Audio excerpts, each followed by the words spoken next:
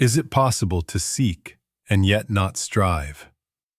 To pursue and yet to rest? Yes, yes, it is possible to visualize it, to feel it, to live it. And if it is possible, then it is lawful. Because in the spiritual life, nothing rests on whim, nothing on accident. It rests on principle. Now let us for a minute accept that statement and sit together with a word we have heard all our lives. Seek first. Do you feel what happens in the body the moment that phrase is spoken? A little tightening, a preparing for effort, for race, for performance. I must do more, pray more, fast more, give more, read more, be more. And after all the more, tell me, what has arrived? Peace? Or only a new list, a new clock, a new fatigue? That's the hidden pressure in those two words when they are misheard.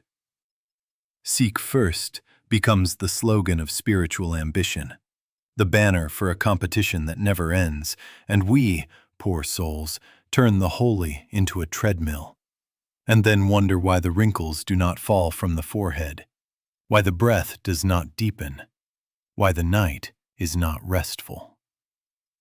Now I say to you, within range of my voice, that is not what the Master gave.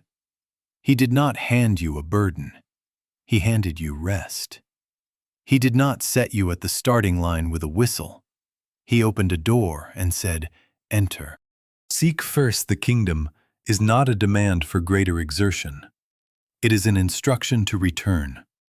Return to the inner government of God already present. Not build it, not bargain for it. Return.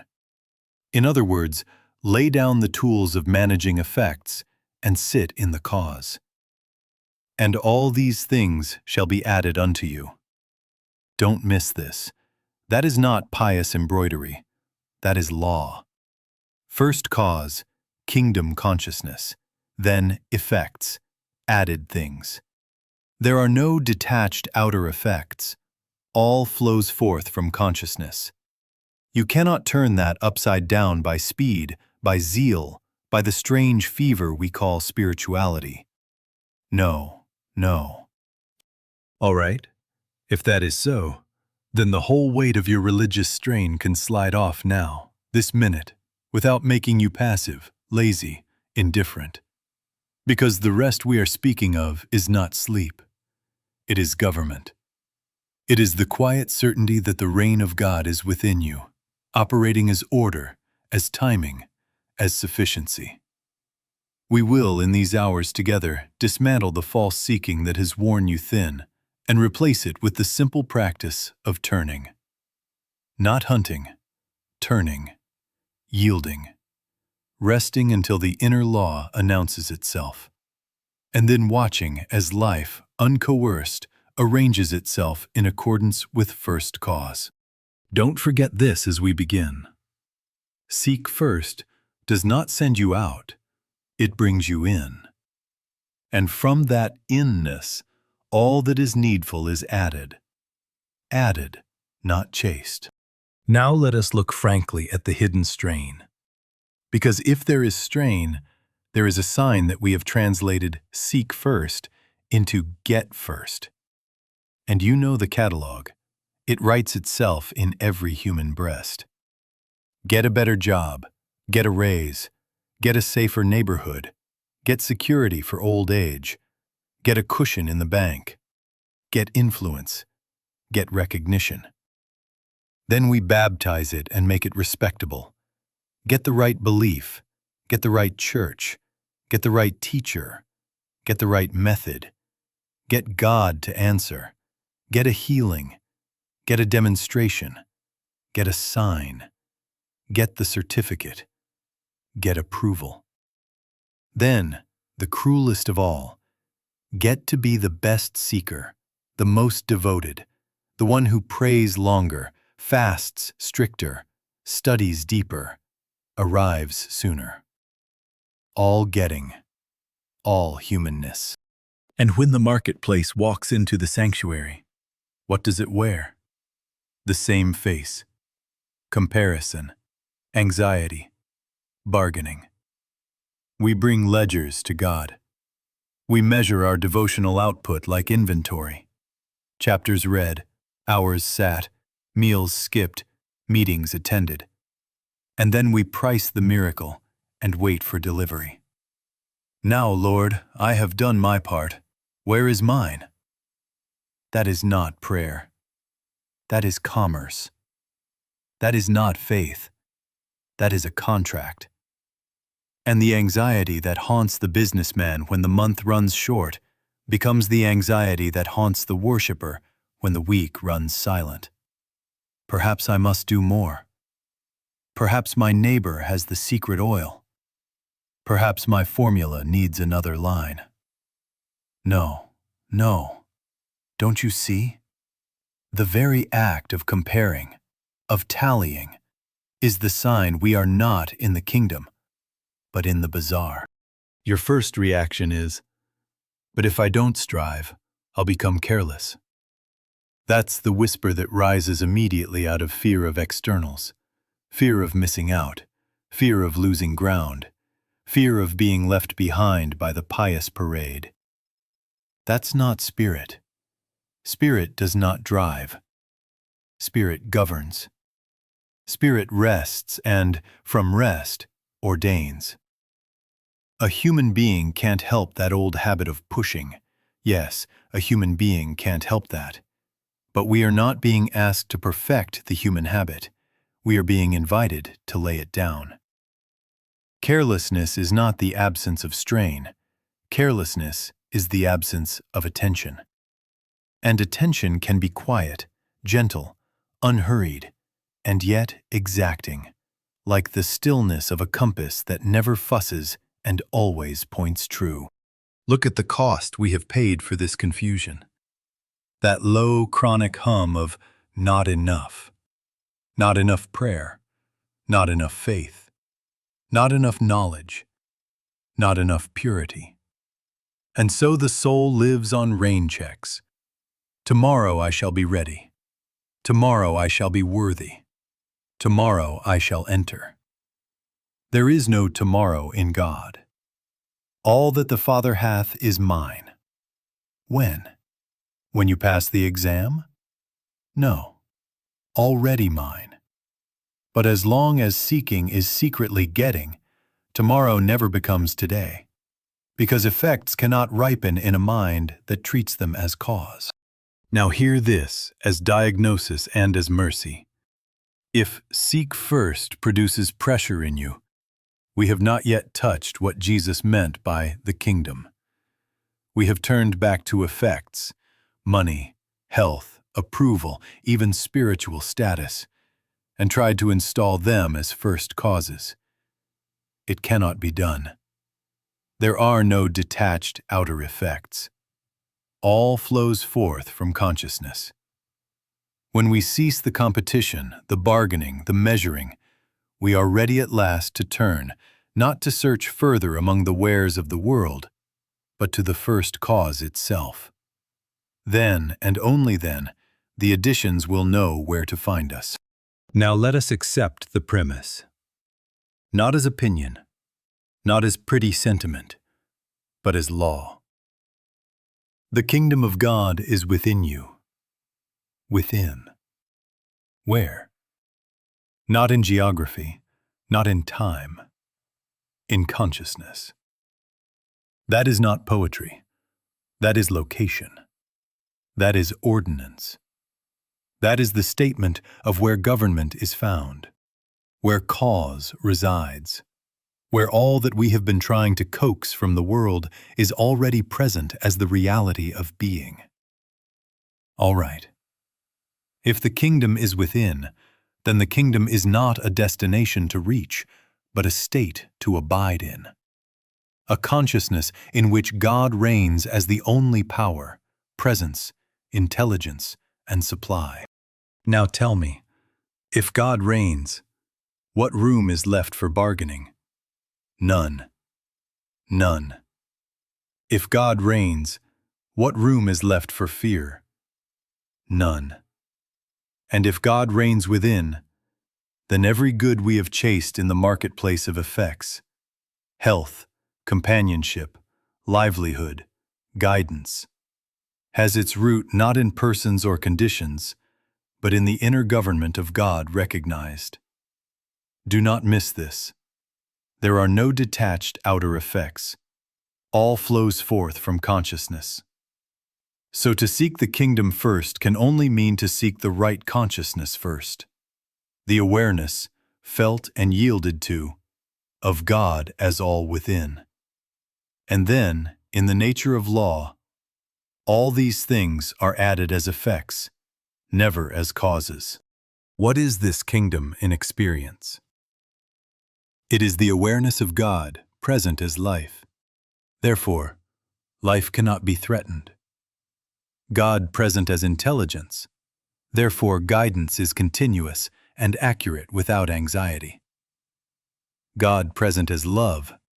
Therefore, there is no vacuum to be filled by demand, no craving to be fed by flattery, no need to compel or be compelled. God present as supply. Therefore, sufficiency is native, not imported.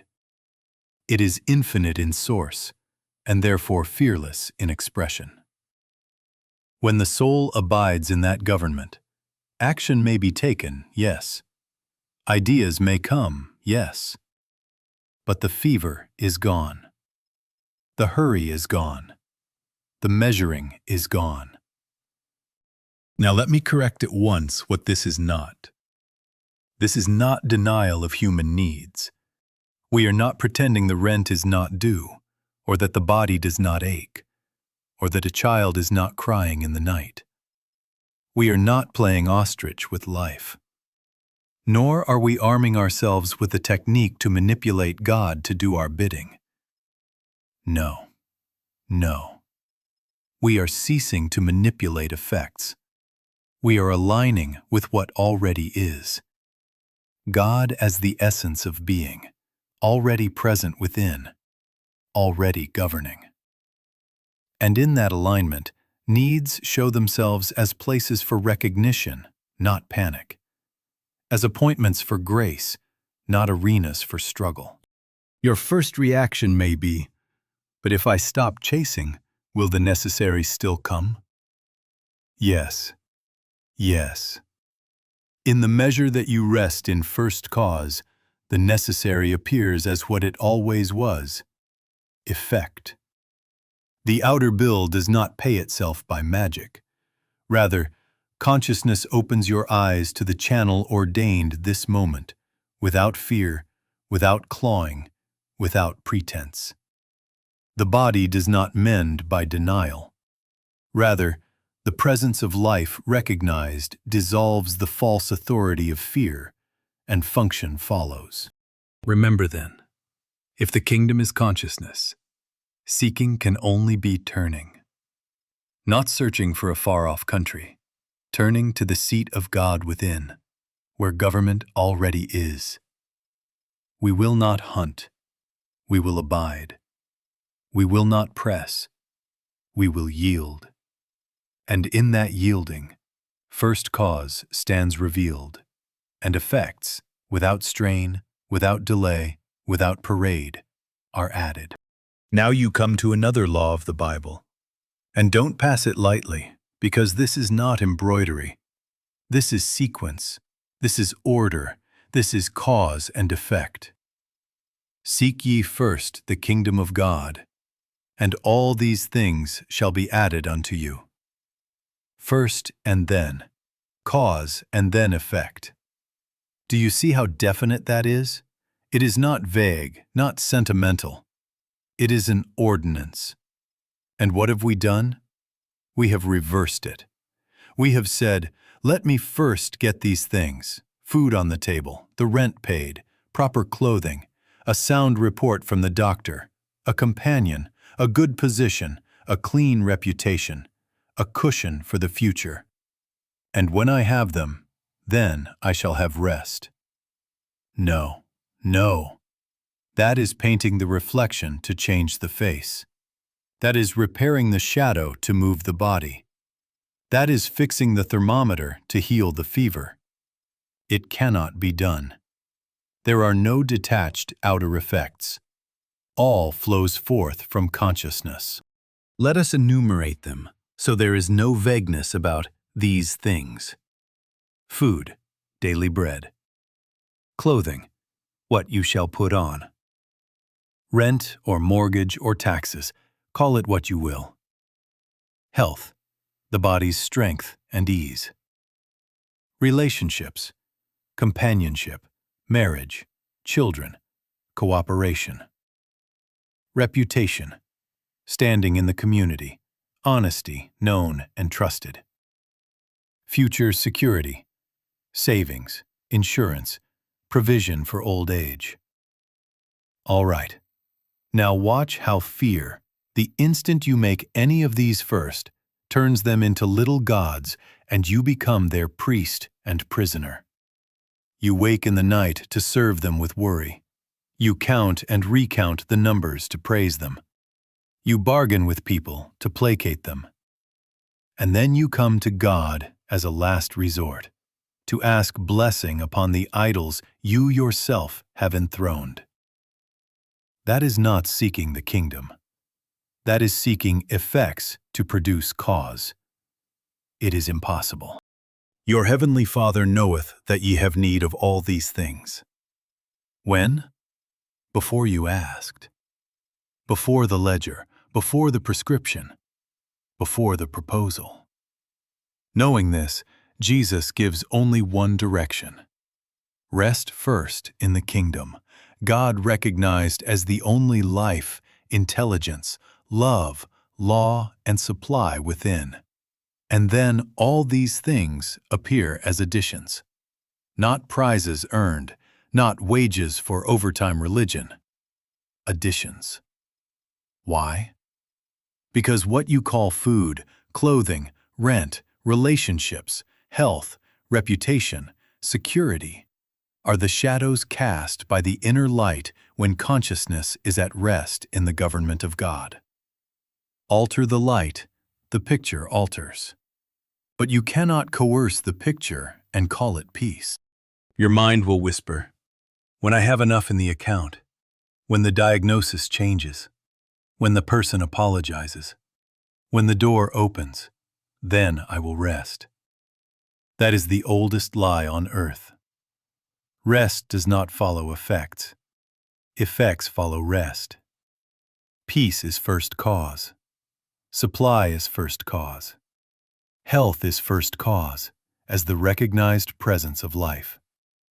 Seek first means turn within first, yield first, consent first to the reign of God. Then action, if any, arises without the fever of fear, and channels appear without clamoring.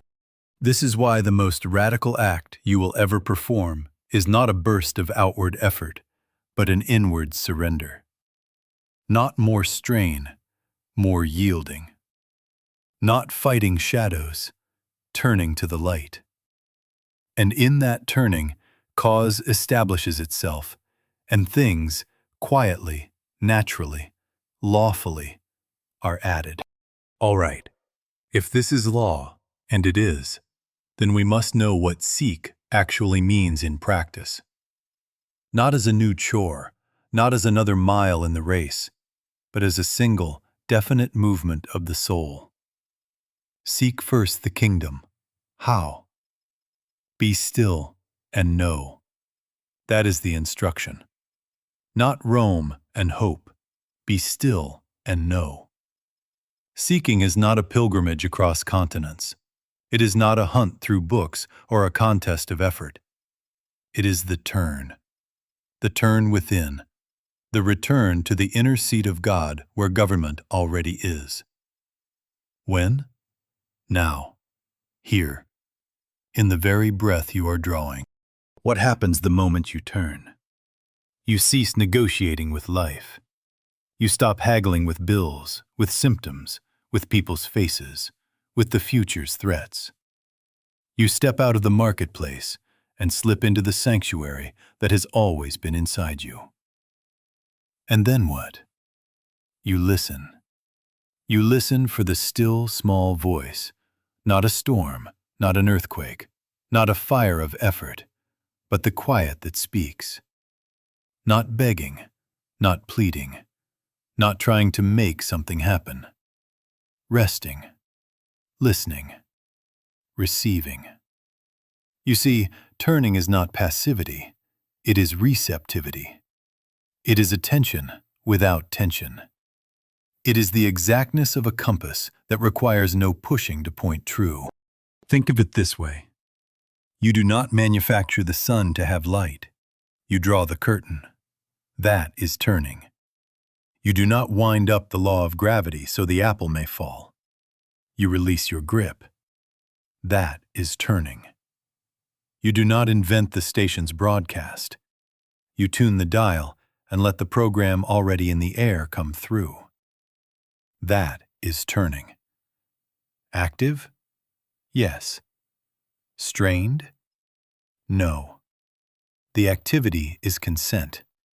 The energy is yielded, not spent. The government is God's, and in the moment of turning, you resign the pretense of being mayor of the universe and take your rightful seat as a witness to the reign already present. Now don't mistake me. This is not a trick to get things. If turning is used to bargain with effects, it is not turning. It is another form of getting. No. Turning is the end of bargaining. It is the recognition, Father, thou art here, and the willingness to let that fact reinterpret the picture before the picture is altered. And then, because law is law, movement arises, words to speak, work to do, silence to keep, forgiveness to offer, bread to cast upon the water, but without the fever. The action is transparent. The doer is God. You are not forcing outcomes. You are following ordination. Your first reaction will be, but give me the right method. Give me the length of time. Give me the number of truths to repeat so I can be sure. That is the old addiction. That is humanness asking for quantities and measurements because it does not trust infinity. Don't forget this. The obstacle is not distance from God. God is not far. The obstacle is the mind's habit of collecting, counting, and competing, even with truth. In other words, the hindrance is not that you cannot find the kingdom. It is that you will not stop searching long enough to turn and enter. We will take this up directly, but for now, hear the definition. To seek first is to turn first, quietly, inwardly, without strain, to the seat where God reigns, and to abide there until the voice, already speaking, is heard. Now, having turned, the mind at once comes with its old bargain. Give me more truth. Give me the advanced lessons, the hidden keys. If I knew more, I'd be safe. That is not true. That is not true. Safety is not a quantity. Safety is a quality. Truth is not a pile. It is a presence. You cannot add inches to infinity. You cannot multiply oneness. 2 times 2 did not begin being 4 when you learned arithmetic. It was 4 before you were born, and will be 4 after your pen drops. So it is with truth. One realized truth is the whole of truth operative at your point of consciousness. The rest is collection, and collection, when it becomes an end, is only another word for getting. All right, let us accept a very simple ordinance. One statement of truth, realized, contains the law of God entire for your need of this day. Not 10, 1. Choose it and make it your treatment for the week. I and the Father are one. Or, if that sits nearer, the kingdom of God is within me. Or, if that is the key that turns your lock, all that the Father hath is mine. Do not juggle them. Do not weigh them as merchandise. Take one and live in it.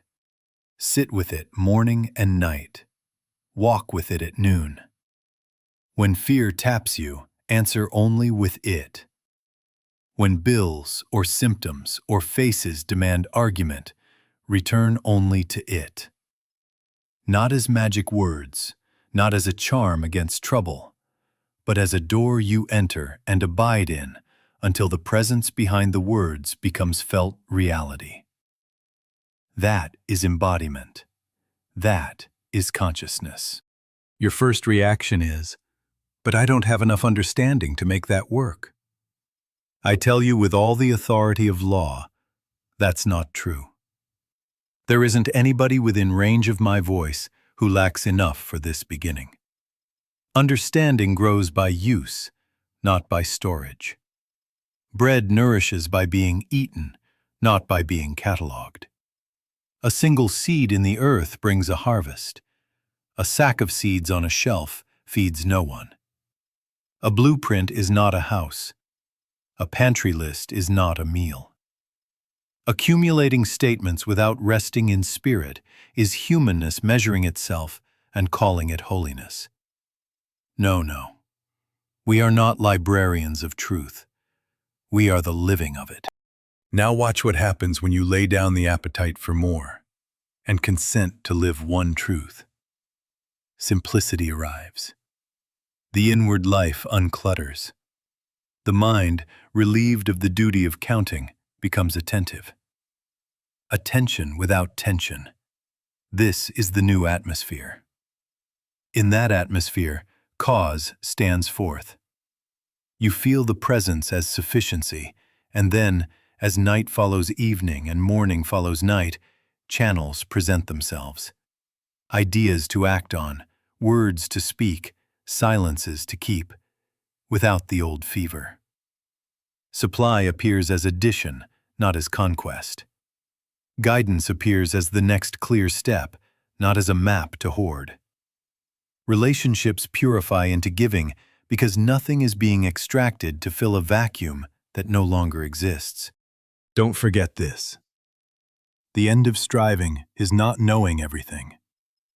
It is resting in one realized truth until it becomes your consciousness. And when it is your consciousness, it governs like law, because it is law. Then you will see why rest is not laziness, but recognition. Recognition of infinity present within. And from that recognition, action will be as effortless as breathing and as certain as sunrise. Now we come to supply. And don't pass this lightly, because here is where the mind most quickly returns to its old gods. Since I am one with my source, nothing can be added to me. Do you hear the liberating violence of that against your habit of counting? Nothing can be added to me. Which means the frantic pursuit of addition was a misunderstanding from the start. If my life is rooted in infinity, what arithmetic can improve infinity?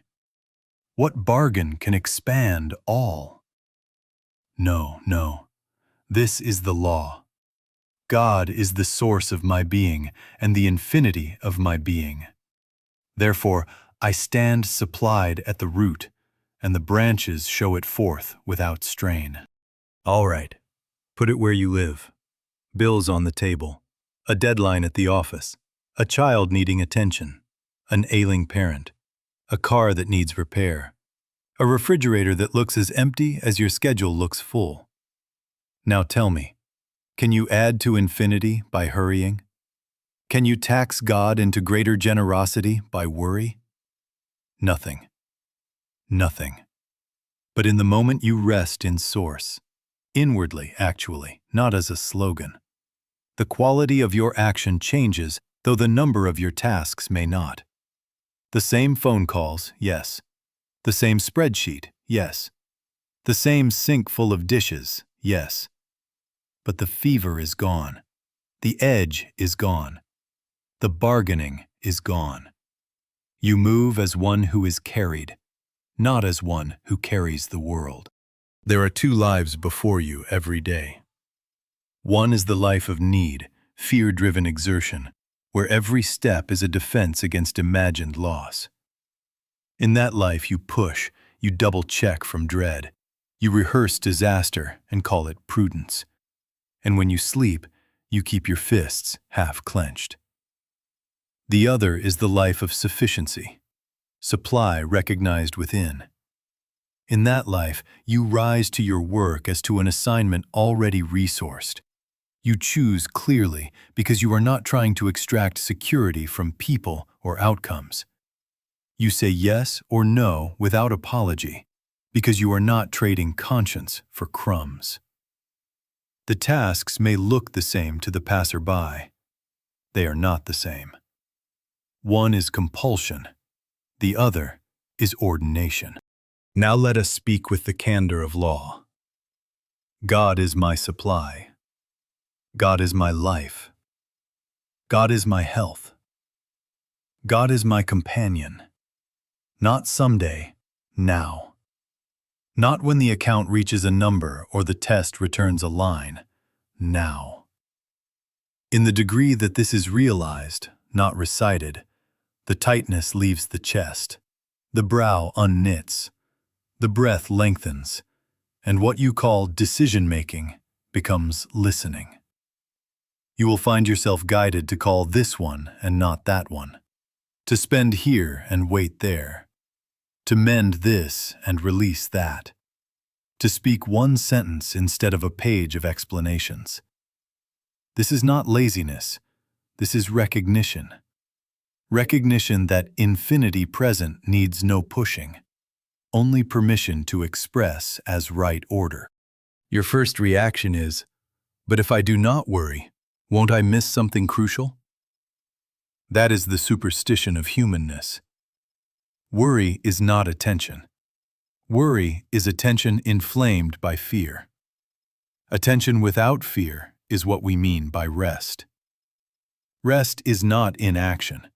Rest is the proof you have recognized God as inner, infinite supply. Then action flows like a river finding its bed, sure, unforced, constant. You will pay what is to be paid, meet who is to be met, repair what is to be repaired. Not to purchase safety, but to let order appear. Since I am one with my source, nothing can be added to me. Therefore, I do not go out to get. I abide to let. And in that abiding, something beautiful happens. The hand unclenches, the heart unhoards. Seeking becomes trust, and trust, by its very nature, begins to give. You will notice it before you can explain it. You find yourself sharing time, money, attention, forgiveness, not to improve your balance with God, but because there is no deficit to defend. That is where we are going next. But mark it now. Sufficiency recognized within overflows as giving without, and all these things, as ever, are added. Now we go there. How shall you know that you have actually turned?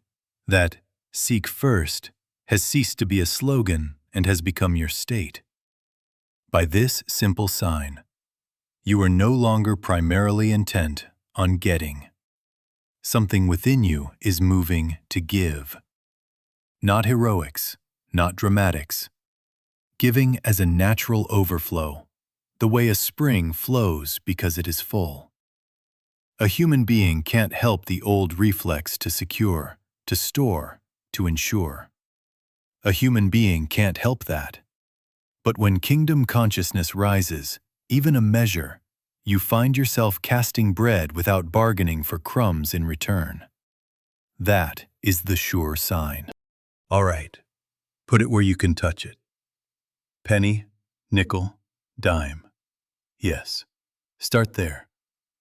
A little money quietly set aside from fear and offered into a need. No trumpet, no speech, no name on a plaque. Then time. 10 minutes you thought you could not spare, used to listen to a child finish the story. To sit with a friend who does not need advice but presence. To write a note that carries comfort instead of opinion. Then attention. Real attention that does not wander or calculate. Attention that says, you first, in the grocery line, on the road, in the meeting, and means it. Then prayer. Turning within and holding another in the light, not to fix them, but to see them whole, to release them from your judgment. Then forgiveness, letting go the satisfying rehearsal of wrongs, refusing to feed the grievance one more morsel. Then honesty, refusing to exploit a customer, to pad a bill, to shade a truth, even when no eye is on you but God's. Then blessing. Yes, blessing the competitor's sale, blessing the colleague's promotion, blessing the other church's growth, the other artist's success, the other healer's demonstration. Do you see the arc? From coin to conscience, from minute to motive, from deed to heart. That is casting bread upon the waters. Now hear this correction, before the old mind turns even giving into getting. Look what I give, see how generous, mark my sacrifice. No, no, that is the same bazaar with different merchandise. That is performance for wages, not overflow from fullness. When thou doest alms, the Master said, let not thy left hand know what thy right hand doeth. Why? To hide from praise? No, to keep the inner spring clean, so that your giving issues from secrecy, from the purity of God recognized as your sufficiency. In other words, giving is not sacrifice. Giving is evidence. It proves to you, not to the world, that fear has loosened its fingers and love has taken the helm. Your first reaction is, but if I give like this, will I not be left with less? That's not true. That's not true. To him that hath shall be given. When you give from having, not from panic, not from display, but from realized sufficiency, you are consenting to the law. Consciousness first, effects added. And then, without parade, without ledger, without strain, you begin to notice that all these things are finding their way to you in right order, not as trophies of virtue, but as the natural additions that follow a life shifted from fear to love, from getting to giving. Now watch law in operation, because if we leave it as sentiment, it will evaporate by noon. There are no detached outer effects. All flows forth from consciousness. When kingdom is first, when God as the inner government is recognized, outer life does not become a contest to win trophies. It becomes a landscape that reorders itself around a new center. Additions, not conquests. Effects, not causes. It is as certain as sunrise, but it will not parade. It will simply be there. Put it where you live. Work. The phone that never rang begins to ring, or the call you were chasing stops mattering because another door, the right door, opens of itself. An introduction appears, not because you squeezed it out of someone, but because peace in you made you easy to send for. A project lands that matches your gift instead of your fear. Money. The bill you dreaded arrives and, with it or just before it, a channel, an extra order, a client's payment released, an expense forgiven, a refund you did not know was due. Not magic. Order. Health. The body, once bullied by your worry, finds its rhythm because your fear has lost its throne. Sleep comes. Appetite steadies. The symptom that shouted becomes a whisper, and then, in due course, no voice at all. Relationships. The email softens, an apology comes, or does not come, and still your heart lays down its spear. Harmony returns not by your managing another's face, but by the cessation of inner bargaining. Creativity. Ideas that hid behind your strain now step forward. The sentence to write, the design to sketch, the solution you groped for yesterday appearing whole while you bathe or walk, because attention without tension is a door ideas love. Don't forget this. You are not creating anything new. You are discovering what is. The Wright brothers did not invent lift. They discovered a law that always had been. The wireless was not conjured, it was tuned. Bridges, medicine, the telephone. No one created principles, they yielded to principles. So it is with supply and guidance and health. You did not create them by prayer. You discovered them by turning. The broadcast is on. Kingdom consciousness is the dial. Then the mind intrudes with its old ruler's scepter. How long will it take? The answer is not on a calendar. The moment consciousness turns, the channel opens. That is immediate. Form appears in its season. Seed time and harvest are not abolished by your hurry, nor delayed by your rest. Inward peace is first effect. Outer order follows like tide after moon. Sometimes the reordering is an instant phone call. Sometimes it is the slow unwinding of an old knot. Either way, law is not in suspense. You are not waiting on God. You are waiting with God for the picture to catch up to the light. Now let me warn you of one subtle theft. Do not hang medals on these additions and call them rewards. They are not wages for merit. They are the shadows of a new sun. You didn't get them. They came. They were added. Quietly, you will notice you do less counting and more listening. The schedule rearranges itself.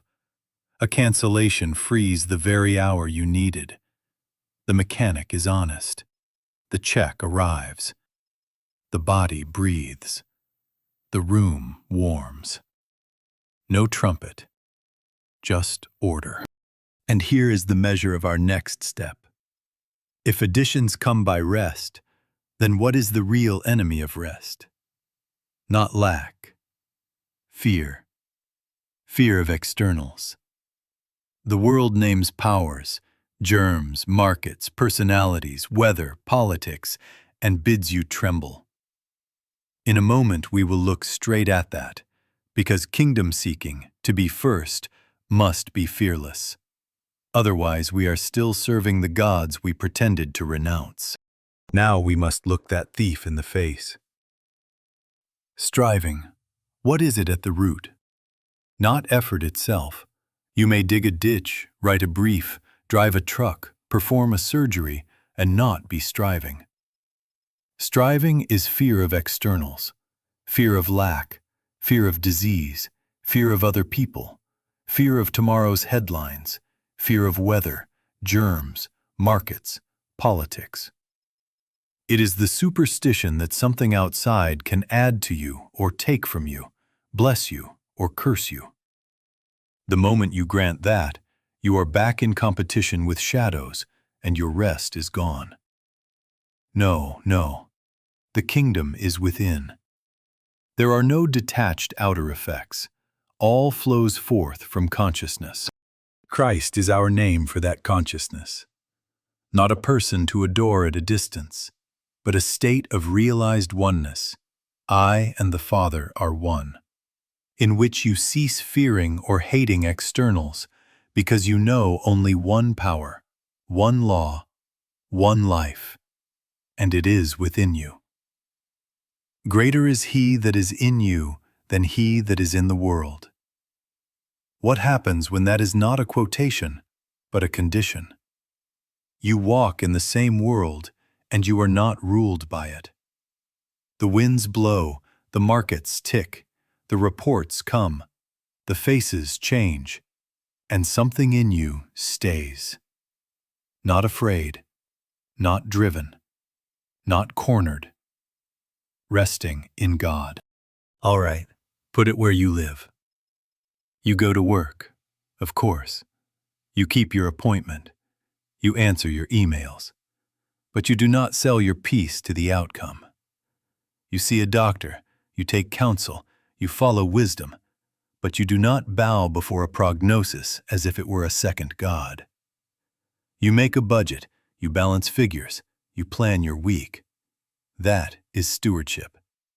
But you do not let numbers preach scarcity to infinity. You lock the door at night. Prudence is not fear. Fear is the inner kneeling to externals. In Christ consciousness, you do the same outward acts, but the motive has been cleansed. Not afraid, not driven, not cornered. Resting in God. Your first reaction is, but isn't that risky? If I relax, won't I miss something? That's not true. Attention is not the same as anxiety. Attention without tension is obedience to law.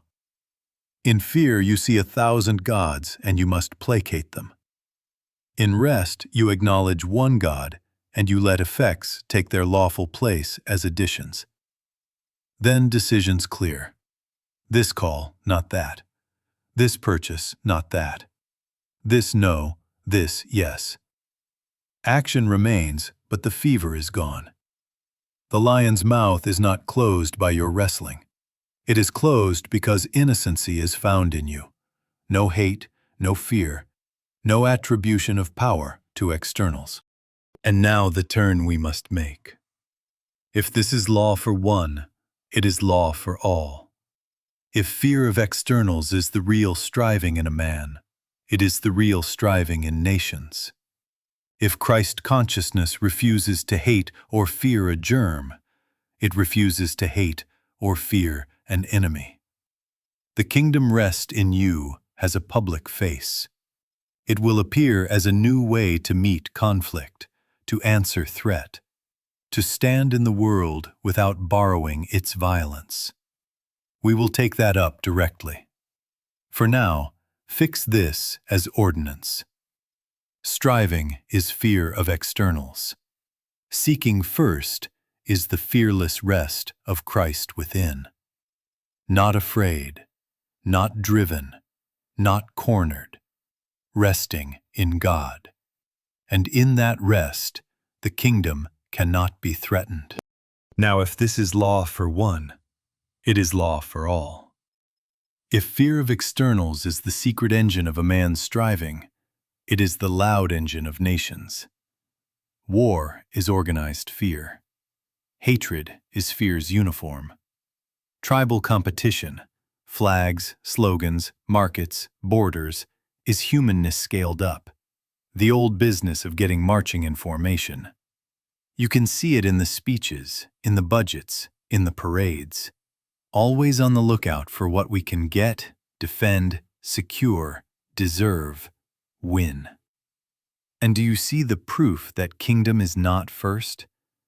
The noise, the rush, the bargaining with fate. It is the same fever, multiplied. Now let me say this plainly, so there is no sentiment buried in it. Nonviolence is not softness. Nonviolence is not timidity. Nonviolence is spiritual law made public. Take my life, but I won't take yours. That is not a slogan. That is the ultimate refusal to live from fear and getting. It is the announcement that I know only one power and I will not borrow a second, not even to save my skin. And there is a law of God that meets that stance. I say to you that a company of men and women within range of my voice who would stand in that consciousness, not pretending, not performing, but actually consenting to offer up even the body rather than take a life, would begin a chain. Inside of 30 days, 60 days, 90 days, the idea would be popping up where you would least expect it, and official minds, hardened by policy, would feel an unaccountable hesitation. Why? Not magic. Law. Daniel knew it. In him, innocency was found. What is innocency? No hate, no fear, no attribution of power to externals. And because innocency was in him, the lions could not act. Not because the lions were reformed, not because someone muzzled them in the night. Law. Consciousness first, effect added, or in this case, effect withheld. So it is with tanks and treaties and triggers. Where spirit is realized as the only government, the scene loses prey. The appetite of destruction finds nothing to feed on. All right, bring it down to where you and I walk. Seeking first the kingdom produces a consciousness that cannot be recruited into hatred. You cannot hire a Christed mind to kill. You cannot flatter it into rage. You cannot frighten it into cruelty.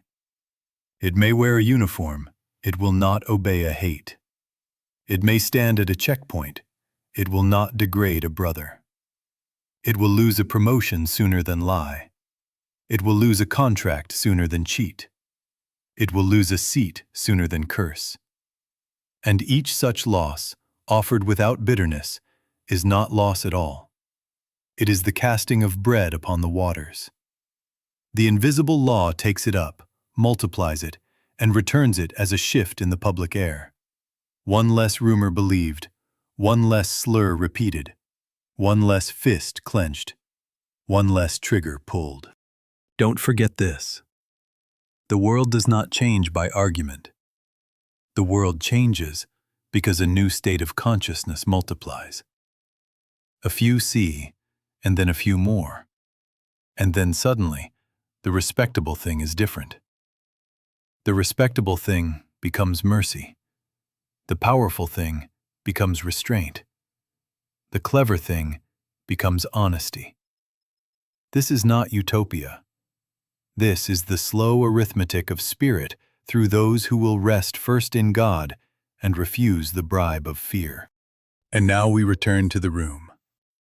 What do we do tonight, tomorrow morning, when the old gods resume their demands?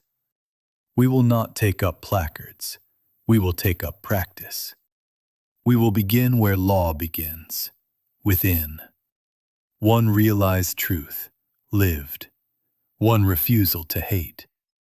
One quiet turning before we speak, before we answer, before we post, before we vote. We will let our yes be yes and our no be no, without edge, without venom. And as we do, the rest, yes, even the public rest, will be added. In a moment we will make it simple. So simple you can start before you sleep. All right, let's make it simple. So simple you can begin before you sleep. Go home. If you're already home, stay right there. Sit quietly and say within, Father, show me the kingdom here, now. That's all. Not tomorrow's kingdom, not a better room. Here, now. And then do not fish for pictures. Do not bargain for signs. Sit. Let the request be your turning. Now the sequence, because law loves order. First, stop the chase. Put down the list for 5 minutes. Lay the bargains on the table and walk away from them. You are not improving infinity by hurrying. No, no. 5 minutes of no getting.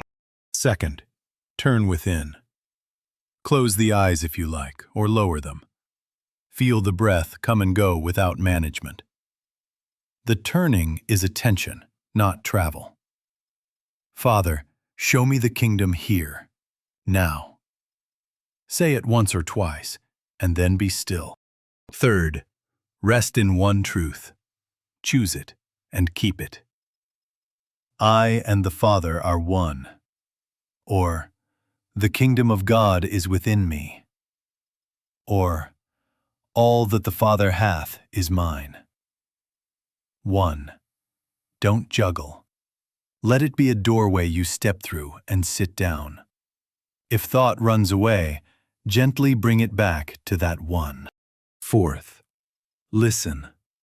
Do not strain to hear. You are not trying to pry open a vault. You are consenting to presence. 2 minutes. 3. An impulse may arise, a call to make, a sentence to write, an apology to offer, a purchase to delay, a walk to take. Or nothing may come except quiet. Quiet is guidance. Quiet is provision at the root. 5th. Act gently as guided. 1 step, not a campaign. If it's a call, make the call without fever. If it's silence, hold the silence without pride.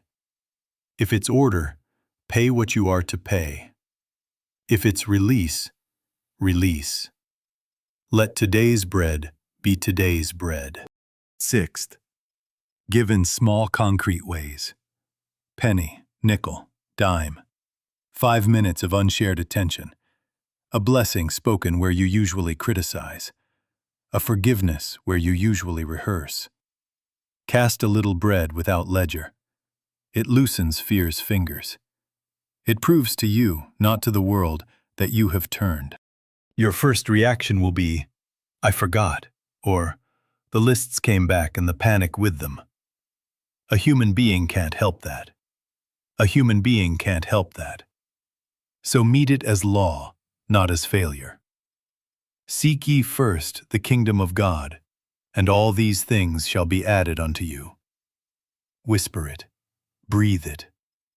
Repeat it until the nervous system learns a new government. 10 times a day if necessary. 50. Every time fear tries to hire you, answer with your one truth and return to rest. That is treatment. How will you know it is working? Not fireworks, not visions. A new inward quality. Less pressure in the chest. Less bargaining in the mind. Less envy when another is blessed. More quiet confidence. More clean yes, clean no. More spontaneous love, an ease in kindness that wasn't there yesterday. The work will still be there, but the fever will be gone. The same day, different government. Don't forget this. This is the last truth for this teaching, and it is enough. First the kingdom, consciousness, presence, oneness. Then the added things, effects in their season. Not afraid, not driven, not cornered. Resting in God. Go now, do it in the secrecy of your own being, and let life be added without striving.